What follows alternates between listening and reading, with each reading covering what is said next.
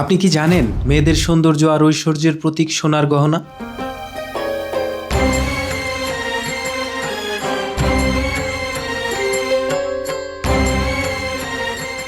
হাজার হাজার বছর ধরে মানুষ সোনা ব্যবহার করে আসছে অলংকার তৈরিতে। প্রাচীন মিশরে সোনাকে মনে করা হতো দেবতাদের ধাতু।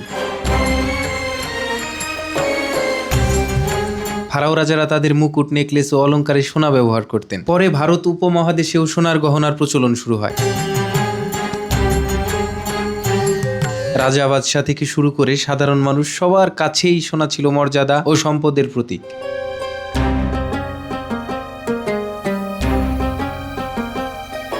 বাংলাদেশেও বিয়ে, উৎসব এবং বিশেষ দিনে সোনার গহনার বিশেষ গুরুত্ব রয়েছে। নেকলেস, বালা, কানের দুল, আংটি, প্রতিটি গহনাই শুধু অলংকার নয়, এগুলো আমাদের সংস্কৃতি ও ঐতিহ্যের অংশ।